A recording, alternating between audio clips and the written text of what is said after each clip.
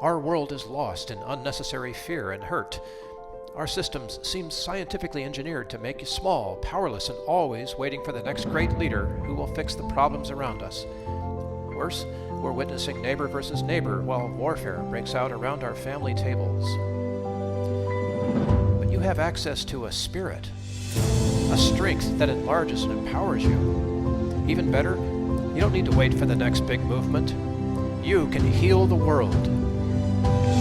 It's time for governance by grace. Welcome to Gracearchy with Jim Babka. So we've got this list here of Jim Palmer's. So we'll try to, maybe we can get Jim on this show, to actually speak with us and live about this stuff. But these are 16 people things Jesus never said by the one and only Jim Palmer, who, just for the record, is a contemporary spiritual teacher and critically acclaimed author by his own admission, who operates nonreligiousspirituality.com, Center for Non-Religious Spirituality. So let's do this. Here's the first one. For God was so repulsed and angered with humankind that he gave his one and only son. Yeah, the narrative that a lot of believers have been given is that we are sinners in the hands of an angry God. And there's a tremendous focus on God's rage or outrage at humanity. And why not, right? Yeah, and sometime, basically about 1,000 years in, they came up with this, they were discovering law and how to structure due process in our human evolution a little better in the West. And they came up with this substitutionary atonement where you're bad, you're separated from God, you have to die. And that evolves over time into something that people think goes all the way back to the early church, but it simply doesn't. It's basically about 1,000-year later innovation that develops, and it's very nice for keeping control over the subjects. Really, it is, because they can be scared. Aside the pressure play, right? Yeah, is the second statement, which is, "I have come to give you a new religion." Oh my gosh! So this is a sub theme of the show, right? I mean, right? Religion is bad. It's awful. Religion. You can see some of it in the design of institutions, but essentially every religion is grounded in an initial sacrifice. The idea is to recreate it. It's about blood and sacrifice. And the idea is that we kind of stay there, that we're never really out. We got to keep filling it. Keep sacrificing, right? Keep sacrificing. That's exactly right. And the thing that is unique about Jesus is that he basically came, and this is very, very evident. Lots of people know this theologically. They just don't act like it. To say, this is the last one. It's all over. I'm not going to put up with this nonsense anymore. End religion. I'm tired of your sacrifices. Here's the last one. I'm offering myself. Stop murdering each other. But this is every religion is grounded in this. And by the way, because of this, they exalt murder. They exalt further sacrifice and death. Yep. And so you'll see the hero motif of the soldier and placed over top of the cross, right? And that is, that's your new savior. So the sacrifice doesn't stop, and that's what religion needs to do. It needs to keep you in a sacrificial mode. It needs you to think that God's angry at you and you have something to atone for. It's a business model, is what it is. It's very manipulative. It's normally tied with power. Not good. So here's something else Jesus never said. By this, all men will know that you are my disciples if you have the correct theology. I myself have to be careful of this one. So I have this feeling that because the theology is so bad, normally it's sinners in the hands of an angry God instead of God in the hands of angry sinners, that if we could correct people's theology, it would go a long way. But that's not quite right. The theology correction has to do with recognizing that you're being called into a relationship with God. And that was what Jesus came to basically say, hey, look at me. Now you can see my Father. And who is my Father? And my Father's love.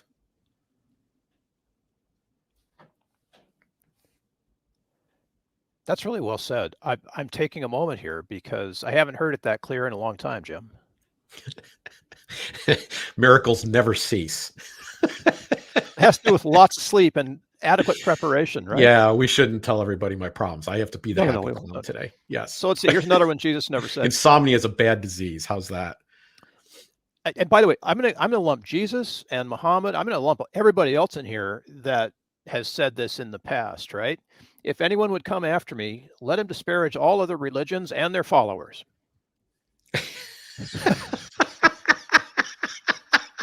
Jihad, right? Jihad. Yeah. Okay. So, and the term jihad does exist in the Old Testament too. It is usually means in both Islam and Christianity spiritual warfare. Yep. It is a symbolic fight that we are fighting inside our spirit, a war that we're contending with, and the idea that we should murder heretics or infidels is completely abhorrent to a loving God who is allowing us, obviously, I mean, this should be so obvious, to have a journey where we don't come with all the answers. And we have to figure this out on ourselves. And we do this in kind of a relational fashion. Yeah. And I'm laughing here because this is such a great list. Jim, if you're listening, thank you, because, you know, I don't know how many times, and I can tell you, I used to go to churches where this was said often. If you love me, you will regularly attend an approved Bible teaching church. Yep. So I was, through a set of circumstances, had moved from a couple different churches through a couple of different events of spiritual abuse, and ended up at a very small church where we had a situation that miraculously, stunningly resulted in me becoming the pastor of this tiny church for a short time. And I had a full-time job and a family, and it was just a weird, bizarre time. You were good at it, right? I'm sorry? You were good at it, right? It was a very, very interesting experience. I mean, really, it's life-changing. However, a spirit of malice on one part of one member and fear on another led to a series of circumstances that were really kind of appalling. And I had to step out, and it broke me. For 3 years, I was a mess over this. This really, really, really hurt. And the people I think who cared, who meant well, were extremely concerned about my soul because I wasn't in a Bible believing church. You need to get back to church. Like, ignore what happened to you. Just get to church. Stop processing it. Stop belly aching. Get back to church. And there was a part of me that wondered in a couple of cases whether the people who were pushing me in that direction were barely holding on themselves, and the fact that I was able to survive outside of it and begin a completely separate journey, that if that were possible, what does that mean about the tenuous hold they had? And I never ever wanted to talk anybody out of going to their church. So you won't find me in an individual conversation trying to disparage anybody's church. I'm sitting here on the show right now saying some things about religion. I have some concerns about the types of churches that are out there and the way that they're teaching. But I don't do this with people who say, "Oh, I love my church." If you love your church, stay there. Like, I don't want to mess with you. I don't want to see you go through the suffering I went through. I'm not willing to impose that on anybody. I'd rather let nature and time and God, take their own course. But it was hard. That was all the way back in 2014. So it's been a long time. I haven't been back. And I have said to you, we've not talked about this a lot to the audience, that a big part of the people that I have in mind for this show are what I call the duns. These are people who are done with church. And increasingly some of the nuns who are recently deconverted, right? They've left because they went to these Bible believing churches and they missed the word of God. In John 1, we're told who the word of God is. It's not a book. It's a person. And he existed before time, and he's responsible for your existence, and he holds everything together. And he died to bring you to show you. He took on human form, which is what we just celebrated with Christmas here recently. He died to restore you to him, to say, look, you don't have to compete in this system. I've got a place for you. I want you to meet my Father. I have actually left churches on this next one where there were amazing pastors who could deliver a message that was erudite and full of emotional hooks and just able to connect with the congregation like nobody should be able to humanly in this world. But then they follow it up with this, and this is the Beatitude that doesn't exist, everybody. Blessed are the tithers, for they shall be called the children of God. Now, I know organization needs money to keep the lights on, right, and repair the things that fall apart. And a lot of these churches are old, and they need repairs, extensive ones in some cases, and modernization. But when it comes down to linking your faith to your wallet, I draw a line. We're not going to do it today, but I really am eager soon to have a conversation about what a church is supposed to be. But let me give a tiny hint and say it's not a building and it's not a business. So that's step one. If you've created a situation where you have bills, obviously you got to have a way to fund those bills. But the hallmark of this new community is that there is no coercion. So I have said on before, and that God is a libertarian. And I don't mean this in the crass political sense. One of the problems that libertarians are most concerned about socially in people tend to think that libertarianism is political. It's actually a social philosophy with important political implications. And the social philosophy says not to use force, not to steal from other people. And stealing is wrong always. And that includes the stealing that comes in the form or the extorted form of taxation. Okay. Taxation is theft is the bumper sticker version, even if it's imprecise. And the same thing is true of tithing. Tithing's theft. It's a coercive act. It existed in a time and a place for a very specific set of teaching and circumstances, but it is not in part of what was supposed to be the church's model. What was supposed to these communities that were being set up, these extended families as they were supposed to be voluntary institutions entirely. The funding for what needed to be done was voluntary and from the heart, and it was supposed to be sincere. And so it's hard for people to not be begrudging when they're having trouble paying their bills and you're saying that they owe a certain amount. And there are denominations along the way who were especially greedy. They didn't want just 10%. They studied the Old Testament very carefully and figure out that there was actually 23 1/3 to collect off of people if you looked at it a certain way, very fundamentally. And as a result, they really kind of trapped their people and were able to live large or do things that wouldn't have been able to do otherwise, and get distracted from the love and the relationship of the fundamental message. So there is absolutely no requirement. You cannot prove to me there is that we are supposed to, that we are required to tithe. It's got to flow from love. And I always think of the family and the ancient church families that were part of the way that things got done. And in a family, you just give because that's what you do. That's a huge part of how we need to think of this and metaphorically. Like that's the frame in which we should be considering this. And we need to have a whole episode on this because Jesus' number one message was that he came to bring a kingdom. And I think that's the thing that has to be nailed down. And the ecclesia, the called out assembly, was the ground zero for the government that he was looking to bring. So I know everybody has heard thy kingdom come, right? Thy kingdom come, thy will be done in heaven after the earth goes up in flames and is destroyed. Yeah, so there's a couple of these on this list that are apocalyptic in nature. I grew up in a household that actually believed that there was going to be a rapture, followed by a literal 7-year tribulation led by a figure called the Antichrist. This is a very tenuous story, and the one of the most remarkable things about the story is how new it is. It basically is invented in the 1830s and is expanded on through the rest of the 19th century, up through the time of a guy by the name of Schofield, who wrote a Bible He had his own Bible commentary or notes that were attached into the scripture, and then that became a very popular Bible in certain segments of Christianity, and this story takes off.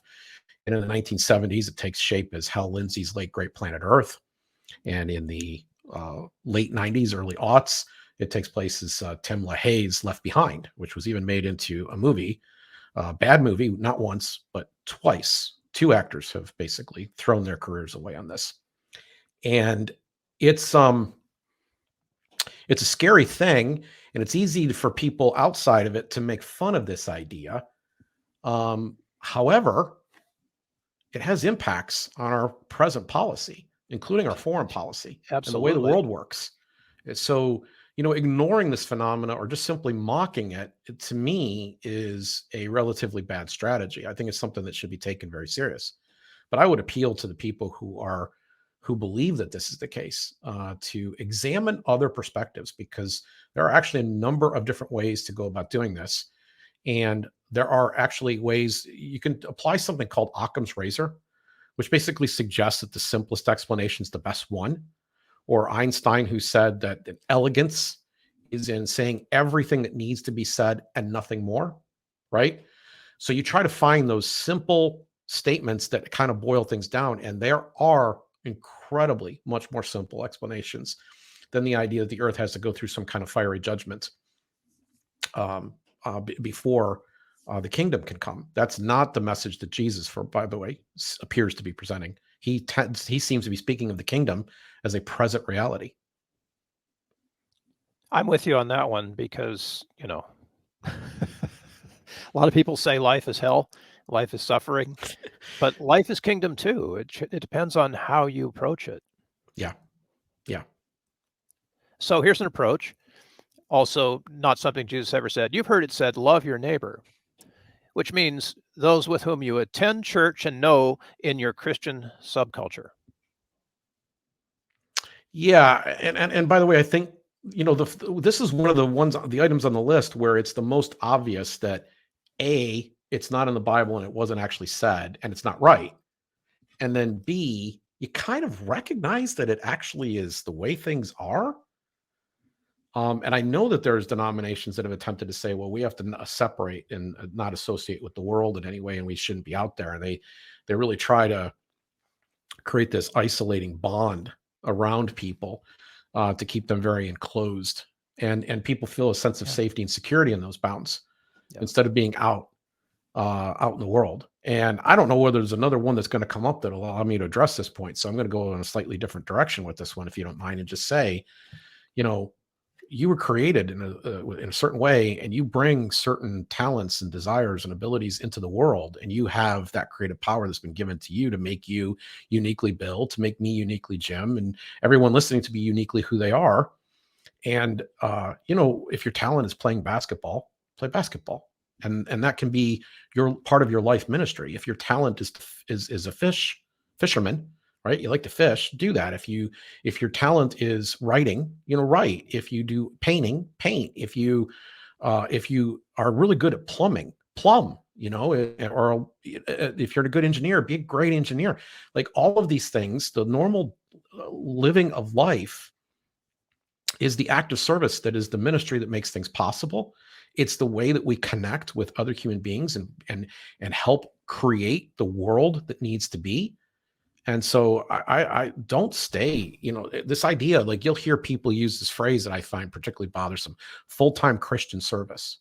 Well, I mean, isn't everybody that professes faith supposed to be engaged in full-time Christian service? I mean, shouldn't it bleed into everything? So, I don't think there's anything special about the pastor. In fact, frankly, some of them, they chose that job because they don't want to work. There is a few of those kinds of people that's any different or better than the Christian plumber, or the Christian engineer, or the Christian scientist, or the Christian artist. You know what I'm saying? Like, I just be the best at that and throw yourself into it and make that your act of worship.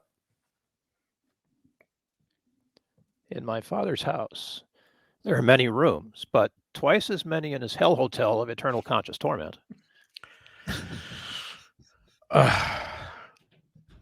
Why the separation, man?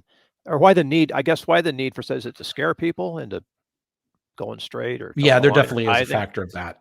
And there also is, in fairness to the people who believe this, a sense that judgment is necessary, that there are people whose behavior has been so appallingly bad, so evil, that they should be punished. They can't be with the rest of us. So I can kind of understand where that comes from. Obviously, religion uses this to abuse, and it is not good news. If it were true, it's bad news. So I'm still thinking through and researching this issue for myself, but there's one thing I'm confident of in this. And the idea that hell is eternal conscious torment is not backed up in the actual text. First, there's several different words for hell that are used, like 4 of them. One of them is the garbage dump outside of the city, as an example. Hades, which means the grave, is another one that gets sometimes translated to hell. These are not necessarily statements of conscious torment. In fact, Hades is almost exactly the opposite. And the idea that it's eternal, the closest we get is that the phrase aeons is used, which basically means a really long time. And it's not used commonly. This is an exception, not the rule. So the idea that we're born to be condemned to something that is eternal punishment for something that we did, like, we know the difference. For example, we simple human beings, flawed as we are, know the difference between petty theft and murder. And we judge accordingly. And we're suggesting that God has no concept of this. He's just so unjust that he would treat both crimes the same way. It simply cannot be right if God's primary being is love. That statement, this is a really, really powerful thing for me. God is love. It means God equals love. It doesn't say that one of my best traits is I love. One of the things I do really well is love. Near the top of my list of character traits is love. No, it literally says it's synonymous. It is. God is love. And the idea that you would get eternal conscious torment, and I'm not rationalizing anything. This is what you typically get accused of. And I'm not saying that everybody's going to get to heaven. I don't know whether they are or not. It's above my pay grade to figure that stuff out. But I'm pretty certain that eternal conscious torment is not actually in there.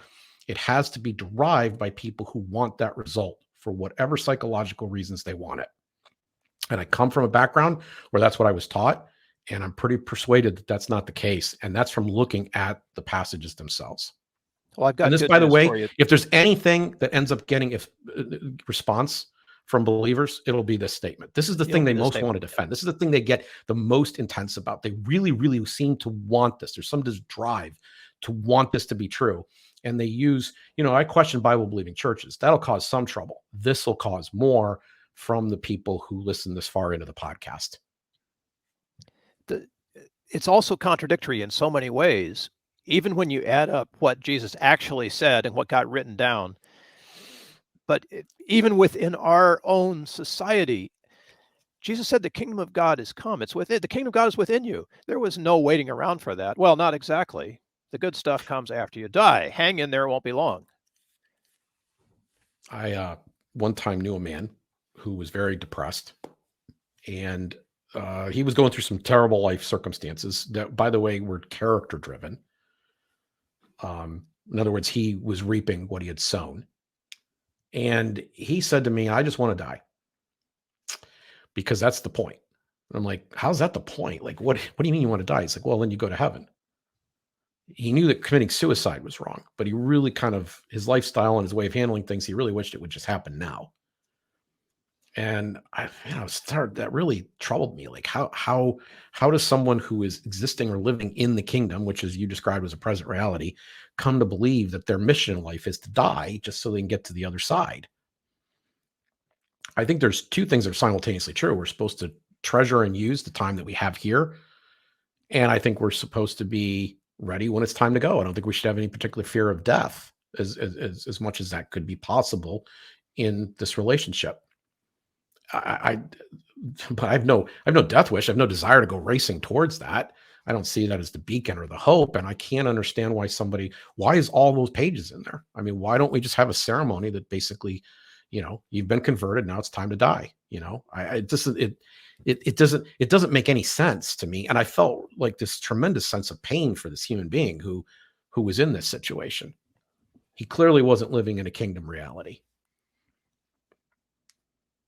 It is a funky place to live when you think about it, Mhm. because it's like a living, breathing paradox, and you can't really escape.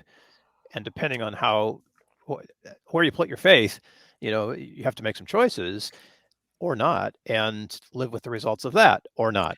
I have kind of a battlefield metaphor that I've followed. That this is, Satan he has the 3 temptations of Christ, and one of those temptations, he says, "I'll give you the kingdoms of the world if you'll bow down and worship me." That's one of the things he says, and to me, that's a big alarm bell. The principalities and powers. This is another God is libertarian moment. The principalities and powers, the people who have used coercive force to become so whatever, and they're engaged in a variety of crimes, they're on the devil's side. They're doing diabolical things, and he's in charge. So that's really interesting note to me. I start to think about the fact that you're basically stationed on a battlefield, and many veterans will relate to what I'm about to say. You're stationed on a battlefield, and you don't want to leave because you're here with your comrades. So in our case, our comrades are family, they're close friends, whatever. You begin to build this community of people who are warriors through life together. And you don't want to leave them, and you don't want to see them go, others of your comrades fall and go.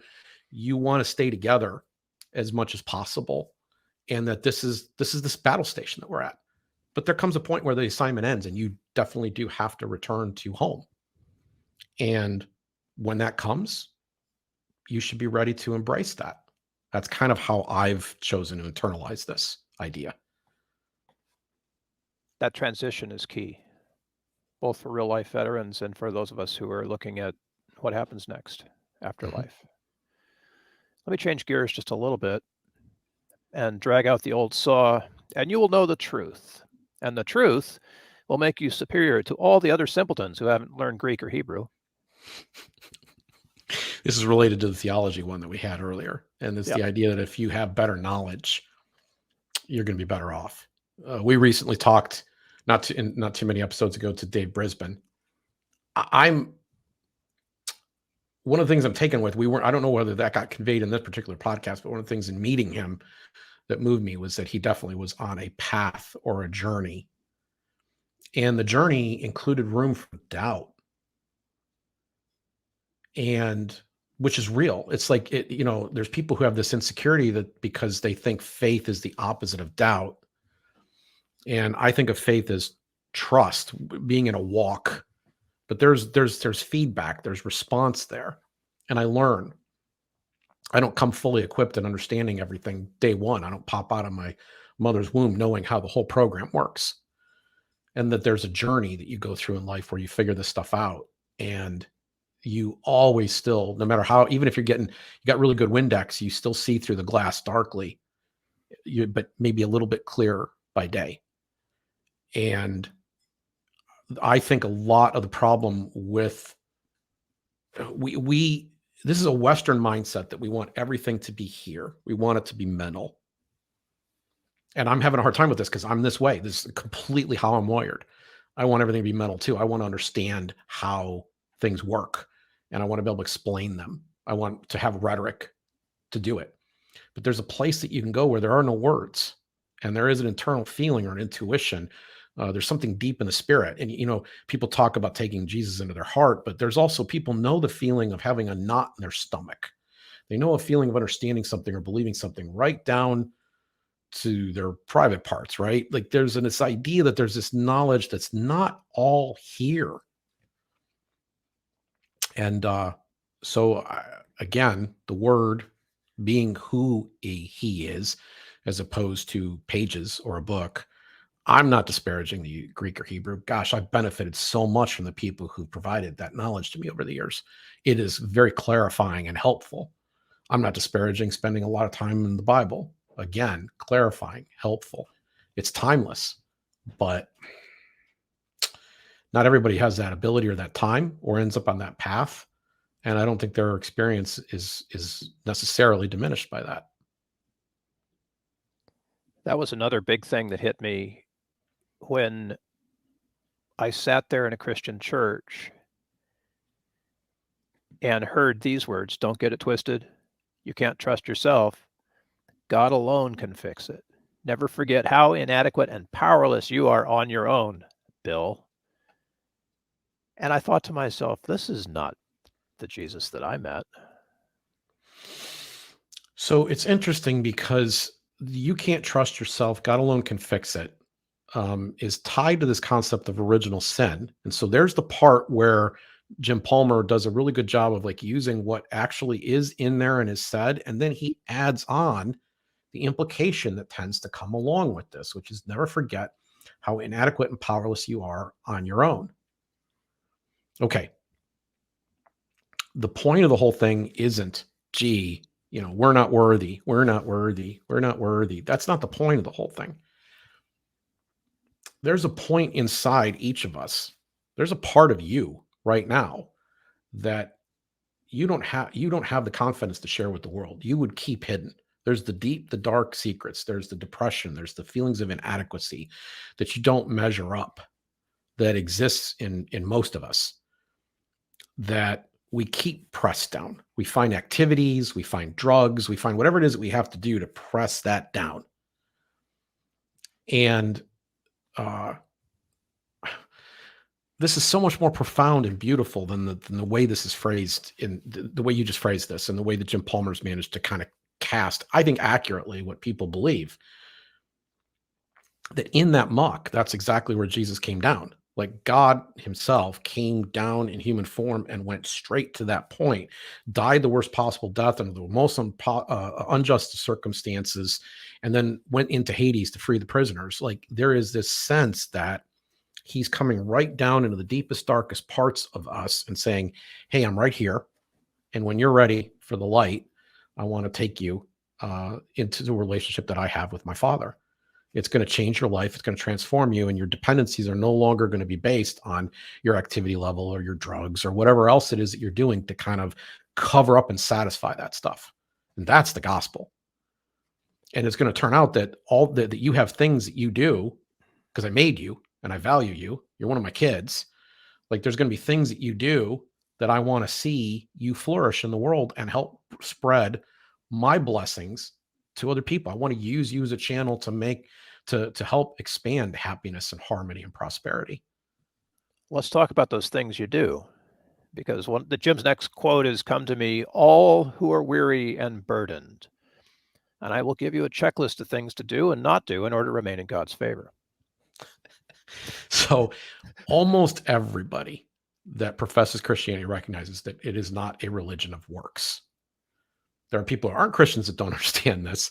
And there has been so much emphasis on moralism and legalism over the years that one could easily get confused from the outside looking in at it. But the people that are actually sitting in the pews, they know it's not a religion of works.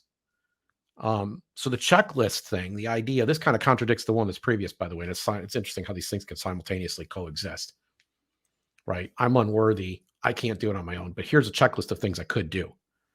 And they feel this sense of performance. So it has to do with making sure you go to church, you're tithing, you're reading your Bible, you're engaged in some kind of a service and so forth. Now, these are all things, by the way, that can be very positive in your life, but they are things, they are works. And one of the things that I have learned since the time that I've left and become a done myself is that who I am and what I do is who I was made to be. Like I have certain traits and abilities and gifts. And when I'm doing those things, I'm kind of, it's almost, there's moments where I feel like really connected, really complete, really, part of something important. And I consider those God moments. Like I believe that he wants me to take what he's given me as a steward and use those things. But that doesn't mean that I'm somehow or other better or I've earned his favor. I'm not in the game of earning his favor. I couldn't possibly do it. He's already come to me. It's not me going to him. It's him coming to me. And it's just me kind of embracing that. That's where the heart of this thing lies. Well, let me upend that apple cart real quick.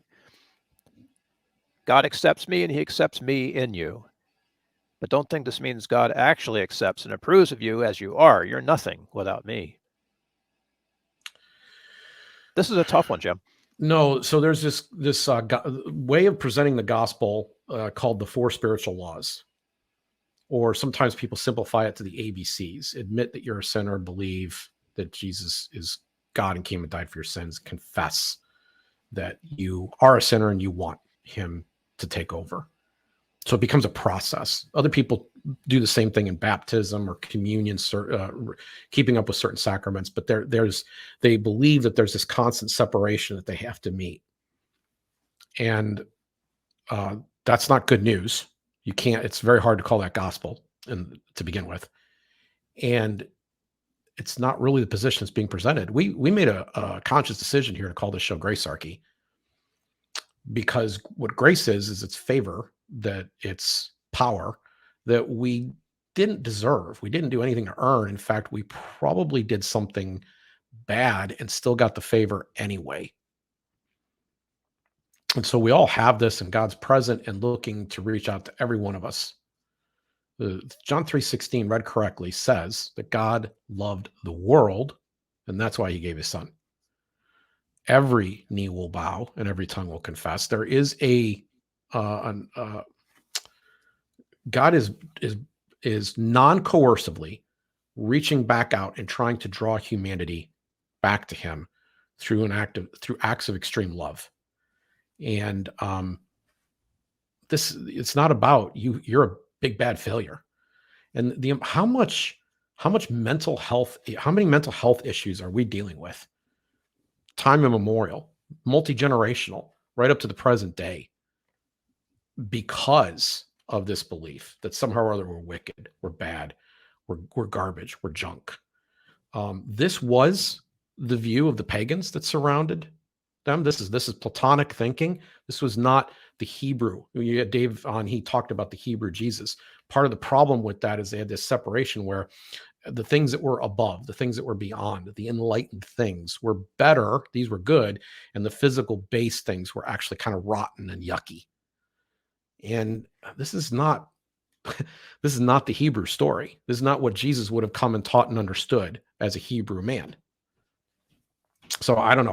I think this is actually really disturbing, with profoundly bad psychological, psychosocial, relational difficulties attached to it that come down over generations and exist in our present time. It's toxic to think this way, that you suddenly have to keep trying to get God's approval. This next one kind of gets me in the gut. He appeared to his disciples over a period of 40 days and spoke about how to incorporate his life and teachings as a 501c3 and go into all the earth and build megachurches in his name.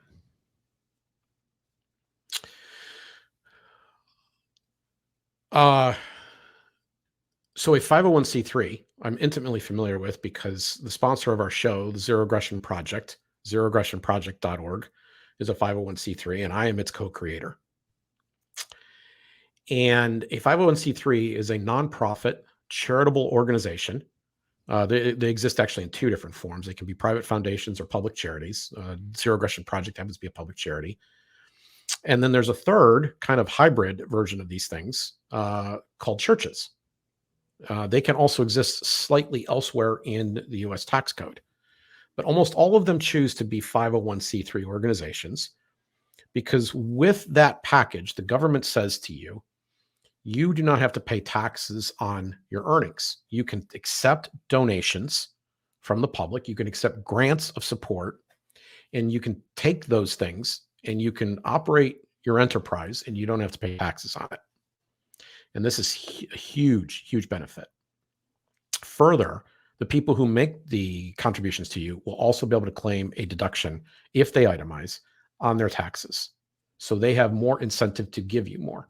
So it's a win on both sides. It's a win expense-wise.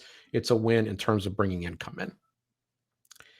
And we extend this at the federal level. This is extended because charitable enterprises do a lot of social good, can do a lot of social good. And on balance, I think do. what ends up happening is that there's certain strings that come attached to that. And one of the things it does to the church enterprise that's probably the worst is it changes the essential nature of the thing from a family or a relational enterprise into a business that is that is meeting certain entertainment and relational social club and other types of demands that are not necessary. They're not essential. But because of the fact that you have to figure out how to pay the bills, because of the fact you have to figure out how to file the forms, you necessarily begin to become oriented towards things that are not primary. So I say commonly what happens in these cases, the three primary things are buildings, budgets, and butts in the seats. And this is part of the essential nature of these 501c3 enterprises, especially the ones that are oriented to becoming mega churches, who go one step further and say, we need to figure out how to cast the message. We and all of our genius have to figure out how to improve upon the gospel so that we can bring it to people in a way that they're going to really crave it. They're going to want it. They're going to want it so much that they're going to show up to our services and they're going to give to our collective pot and help expand what it is that we're doing, which is essentially how every business in the country runs. They all think about customers.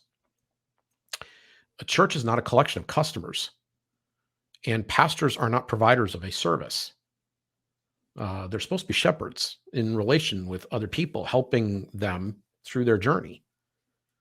So I think there's something about the 501c3 structure that is inherently corrupting.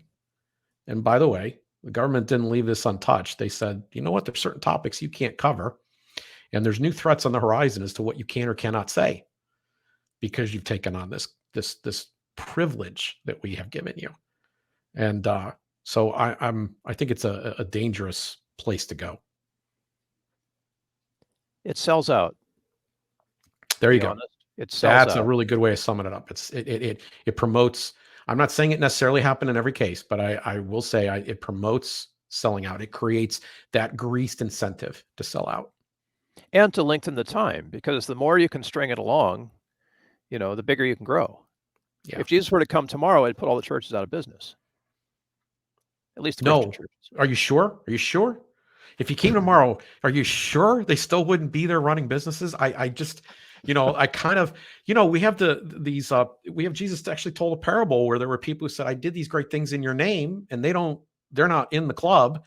And then they're called goats, and there are other people who are sheep who had no idea.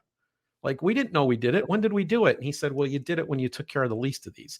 I mean, that's one of those things that has a real impact on me. Like, which camp am I in? Am I a sheep or a goat, right? Who gets accepted, who's out, seems to have a whole lot more to do with how the types of relationships that we are maintaining with God and then with each other.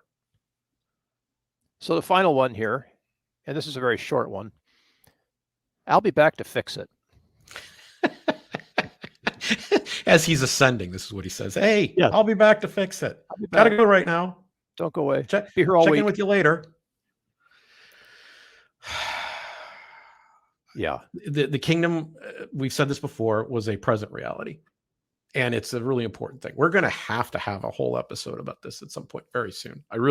It's something I've wanted to discuss, but I just don't have all my ducks lined up to explain it the way I want to explain it.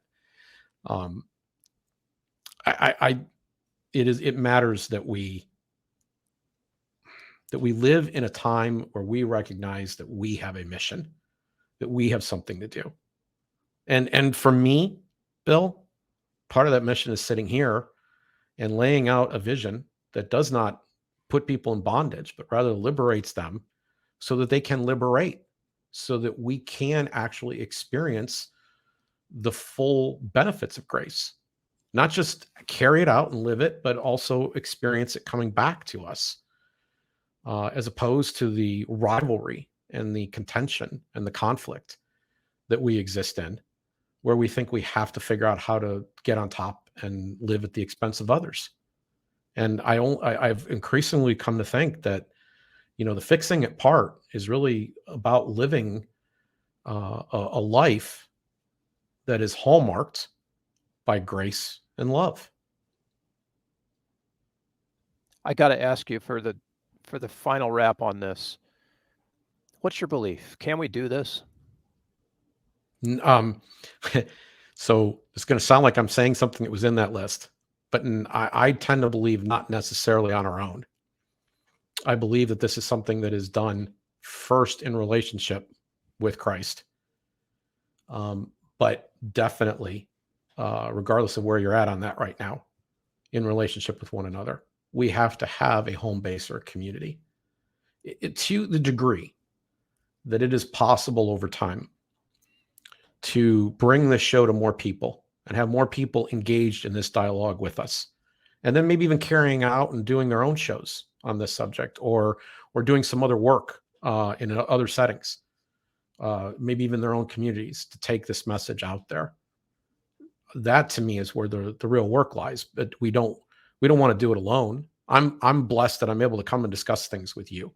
I have other friends dear in my life who I'm able to come and I'm able to have these deep conversations of life. I know also that if I'm in trouble, I can pick up the phone and call them.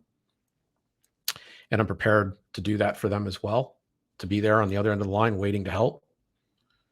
And it's these things that enable me to then be more at peace and relaxed. And I have increasingly, this has been a journey that I've been on for a number of years, but this idea that I have to protect my ego, I have to ensure that I'm going to get the credit for things because I don't measure up if I don't. I want as much as possible, as much as is humanly possible while I'm walking this journey, to keep seeing that diminish, so that I am in a position where I am fully effective and at peace myself. And I want that for anybody who is willing to take up that same cross and do that same thing. And I'm hopeful that even as we're talking about the heavy social issues or the transient political issues, that we find ways to bring understanding that is beyond simple legalistic judgment, and more about, hey, dude, what's your deal? What motivated you? Why did you do what you just did? How can I help you be on a better path where you too can find peace? That's what I think we need to do here at Gracearchy. So is it possible? Well, yes, of course. As some people like to say, they read the end of the book and they know who wins. To me, this is the direction that history is bending towards. It is bending. You know, Jesus is not only Alpha, creator, he's also Omega. He's the end. And that's what I believe is the direction we're going.